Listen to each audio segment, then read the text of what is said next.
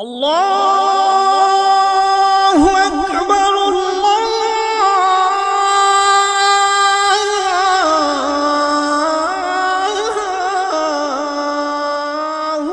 مولانا سید ابو العلا مودودی ہمارے زمانے کے ایک بے بدل عالم دین تھے، اور ان کو میں یہ کہوں گا کہ ویژنری تھے۔ ایسے لوگ بہت کم پیدا ہوتے ہیں، میں یہی کہنا چاہتا ہوں۔ میرے نقطہ نظر سے سید مودودی رحمہ اللہ دور حاضر کی وہ شخصیت ہیں جنہوں نے اسلام کا اصلی اور حضور اکرم صلی اللہ علیہ وسلم کا پیش کردہ نظام اثر نو زندہ کرنے کی کوشش فرمائی۔ مولانا مودودی وہ عظیم شخصیت تھے جنہوں نے 20ویں صدی کی اسلامی فکر پر سب سے گہرے اثرات مرتب کیے۔ انہوں نے امام غزالی، ابن تیمیہ اور حضرت شاہ ولی اللہ کے فکری اور علمی کام کو آگے بڑھایا۔ انہوں نے فکر اسلامی کی تشکیل نو کی، امت کے زوال کے اسباب کی نشاندہی کی اور اصلاح کے لیے عملی جد و جہد کا آغاز کیا۔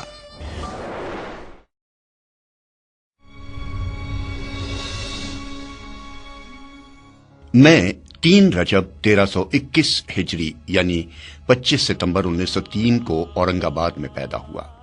میرا بچپن ریاست حیدرآباد کے مشہور شہر اورنگ آباد دکن میں گزرا۔ مولانا مودودی کو بچپن ہی سے لکھنے کا شوق ہے۔ رسول اکرم صلی اللہ علیہ وآلہ وسلم کی شخصیت ابتدا ہی سے ان کی راہبر و رہنما ہے۔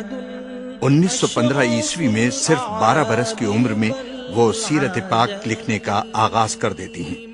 مولانا مودودی نے صرف 15 برس کی عمر میں باقاعدہ صحافت کا آغاز کیا۔ 1918 سے 1928 تک کا زمانہ مولانا مودودی کی فکر کی تشکیل کا دور ہے۔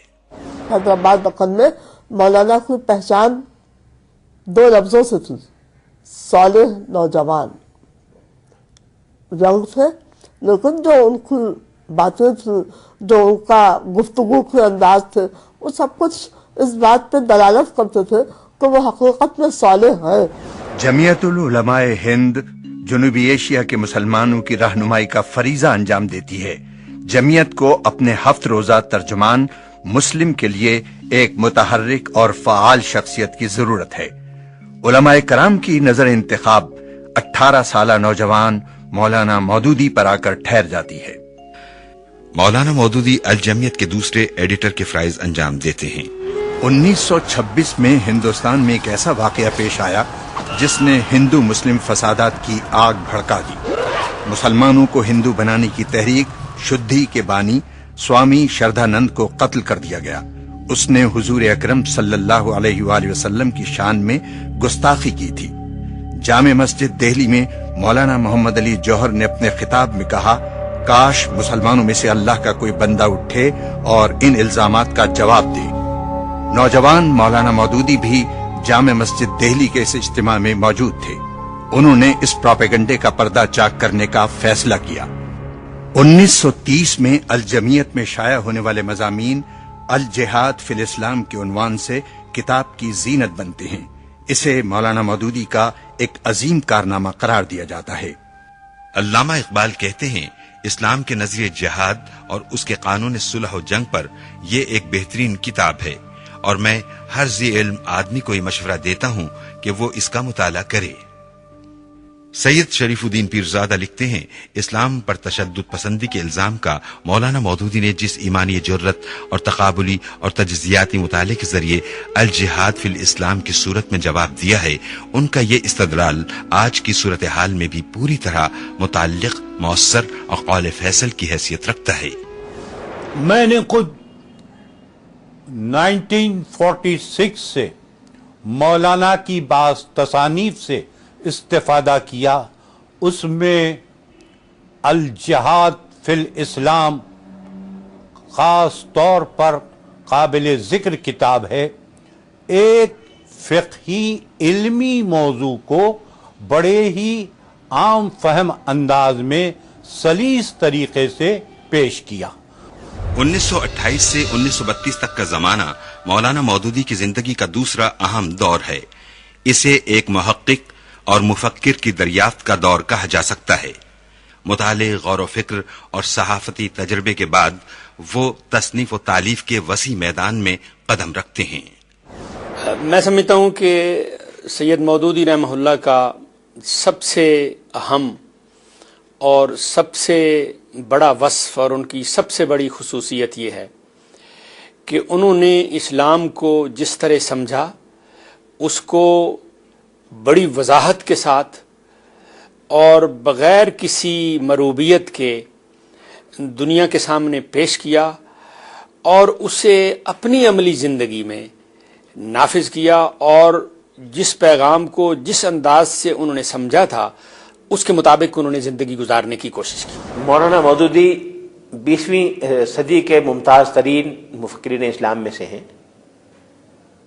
20ویں صدی میں اسلامی فکر کی تشکیل اور اسلامی رویے کی تشکیل میں جن شخصیتوں کا کام سب سے نمایاں ہے ان میں مولانا سید ابوالعلا مودودی بھی شامل ہیں۔ مولانا مودودی کی حیات کا تیسرا دور 1932 سے 1941 تک کے زمانے پر محیط ہے۔ یہ نظریات میں پختگی اور عمل کی جانب پیش رفت کا دور ہے۔ ترجمان القرآن صرف ایک رسالہ نہیں، یہ ایک تحریک ہے۔ 1933 میں حیدرآباد دکن میں آپ اس کی ادارت سنبھالتے ہیں۔ آپ کا ہدف ہے قرآن کی دعوت لے کر اٹھو اور پوری دنیا پر چھا جاؤ۔ مولانا مودودی علامہ اقبال کے شہدائی ہیں اور علامہ اقبال بھی مولانا مودودی کے پرستار۔ 1937 کے اواخر میں لاہور میں علامہ اقبال سے 2-3 ملاقاتوں میں ایسا محسوس ہوا جیسے میری ان کی بہت پرانی واقفیت ہے اور ہم ایک دوسرے کے بہت قریب ہیں۔ حضرت علامہ اقبال کی ہمیشہ خواہش تھی کہ ہندوستان بھر کے جتنے بھی علماء حضرات ہیں انہیں کم از کم لاہور میں اکٹھا کیا جائے، اور اس ضمن میں مولانا مودودی کو بھی بلوایا گیا، اور اس کی وجہ یہ تھی کہ چودھری نیاز جو پٹھان کوٹ کے ایک زمیندار تھے اور جنہوں نے ایک مرکز اسلامی بنایا تھا، اس کے لیے علامہ کی خواہش تھی کہ مولانا مودودی یہاں تشریف لائیں اور اس سلسلے میں اپنی خدمات جو ہیں وہ پیش کریں۔ مولانا مودودی کو باعمل ساتھیوں کی تلاش ہے۔ وہ مارچ 1939 کے ترجمان القرآن میں تحریر کرتے ہیں۔ میں 6 سال سے اپنے جسم کی ساری طاقتیں اپنا نصب العین حاصل کرنے کے لیے خرچ کر رہا ہوں، مگر بدقسمتی سے اکیلا اور نہتہ ہوں۔ اس زمانے میں مولانا مودودی گاؤں گاؤں عوام سے خطاب کر کے اسلام کی دعوت ان تک پہنچاتی ہیں۔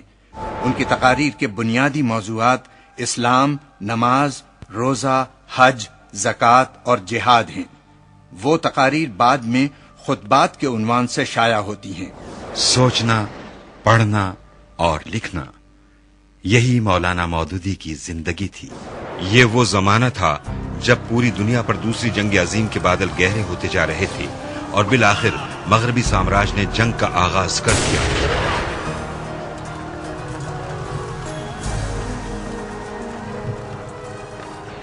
اس دور ابتلا میں بھی مولانا مودودی نے اپنا علمی اور تصنیفی سفر جاری رکھا۔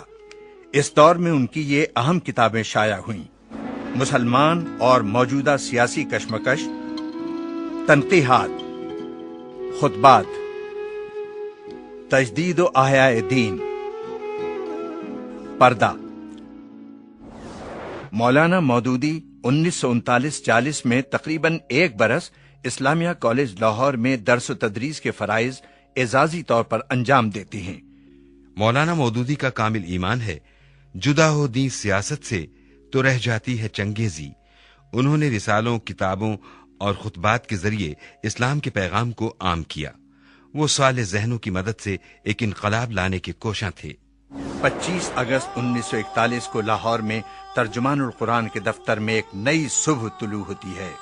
75 افراد انقلاب کا بیڑا اٹھاتے ہیں۔ جماعت اسلامی قائم ہوتی ہے۔ مولانا مودودی اس کے پہلے امیر منتخب کیے جاتے ہیں۔ میرے لیے تو یہ تحریک عین مقصد زندگی ہے۔ میرا مرنا اور جینا اس کے لیے ہے۔ کوئی اس پر چلنے کے لیے تیار ہو یا نہ ہو، بہرحال مجھے تو اسی راہ پر چلنا اور اسی راہ میں جان دینا ہے۔ جماعت اسلامی کے قیام کے یہ 4 بنیادی مقاصد ہیں: تطہیر و تعمیر افکار، تنظیم، اصلاح معاشرہ اور اصلاح حکومت۔ مولانا مودودی نے متحدہ قومیت کے خطرے کی شدت کو محسوس کرتے ہوئے اس کے خلاف بہت سے مضامین لکھے۔